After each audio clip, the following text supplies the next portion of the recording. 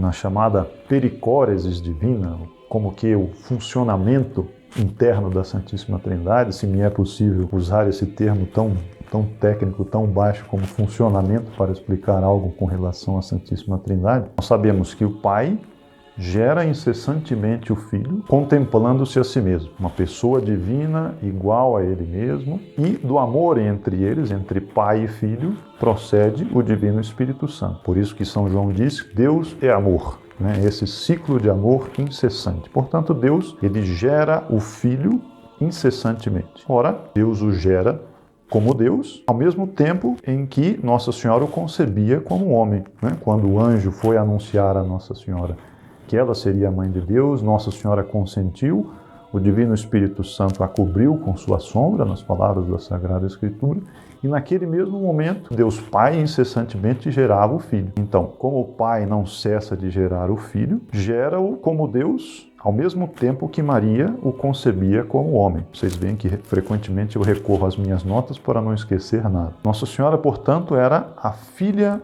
predileta ou a filha privilegiada de Deus Pai. De fato, Deus a tomou como filha antes das outras criaturas. Antes no sentido de mais importância. Deus a tomou como filha, a primeira de todas, a primeira das criaturas. Depois, ela foi filha de Deus desde o primeiro momento de sua existência, porque ela foi concebida na graça, não a tocou em nenhum momento o pecado original, e desde aquele momento ela estava destinada, ela estava escolhida para ser a mãe de Deus. Ela foi filha de Deus desde o primeiro momento da existência. E depois, como já vimos e como veremos ao longo do todo o funcionamento desse canal, se Deus quiser, ela foi enriquecida de prerrogativas de um modo absolutamente excepcional.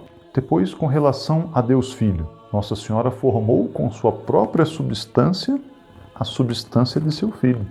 Lembra-se? Caro Christi, caro Maria. A carne de Cristo é a carne de Maria. E por assim dizer, Nossa Senhora se prolongava nele. Assim como uma mãe, como toda mãe, se prolonga no seu filho, geneticamente, psicologicamente, etc. Então, Nossa Senhora deu a existência humana àquele que criou o mundo. Veja que magnífico isso.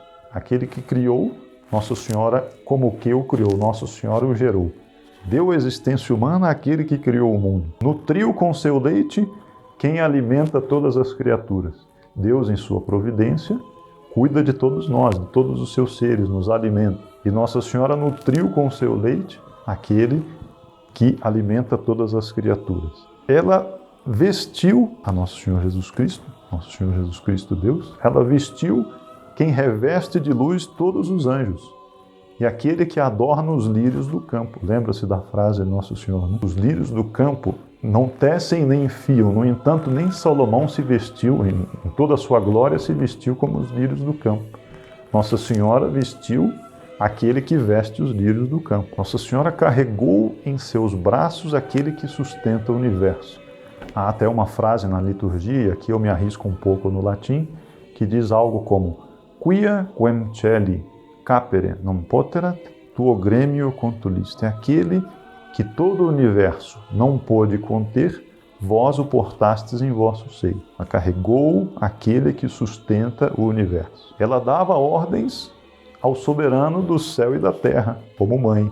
Aquele que manda em todo o universo, Nossa Senhora mandava nele. Conduzia a educação humana, levando o Filho de Deus a desenvolver plenamente todas as suas faculdades. Está dito na Escritura, depois, se não me engano, depois da perda e encontro e reencontro do menino Jesus no templo, quando voltaram efetivamente todos juntos para Nazaré, para a casa de Nazaré, a Escritura diz que ele crescia em idade, sabedoria e graça e lhes era submisso.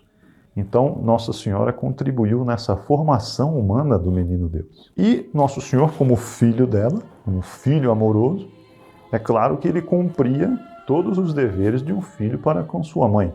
Tal seria que aquele que ensinou os mandamentos, aquele que veio para coroar a lei, ele não obedecesse o quarto mandamento, honrar pai e mãe. A melhor de todas as mães, a mãe escolhida por ele, preparada por ele, ele não ia cumprir os deveres filiais para com ela. Então, ele a obedecia, venerava, assistia, amava com um amor único, um amor filial, de um Deus para com sua mãe. Imaginemos isso. Alguns autores antigos costumavam atribuir também, nessa relação de Nossa Senhora com a Santíssima Trindade, com Deus Filho mais especificamente, davam a ela o título de esposa do Verbo, tendo em vista, apesar hoje se atribui esposa do Divino Espírito Santo, como veremos, mas esses autores antigos atribuíam também a Nossa Senhora esse título de esposa do Verbo. Por quê? Porque as almas fiéis que se dão a Jesus, a Nosso Senhor Jesus Cristo, sobretudo as almas virgens, as que se consagram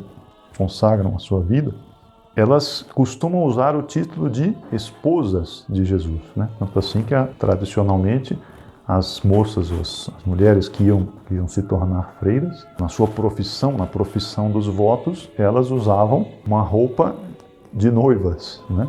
Elas recebiam aliança, né? Usavam véu, etc., para simbolizar os desponsórios com Nosso Senhor. Ora, Nossa Senhora é honrada como a Virgem das Virgens. Sendo assim, ela é a esposa por excelência do Verbo, né? Que é o esposo das almas virgens. Depois, segunda razão, graças a ela, o Verbo desposou a natureza humana, desde a encarnação. Por isso, Nossa Senhora, esses autores também atribuíam por isso o título de esposa do Verbo. Também, Nossa Senhora é chamada a nova Eva, ao lado do novo Adão, que é Nosso Senhor Jesus Cristo. Eva, esposa de Adão, então Nossa Senhora, esposa do Verbo. E por fim, como a Igreja, Nossa Senhora é a esposa imaculada de Cristo.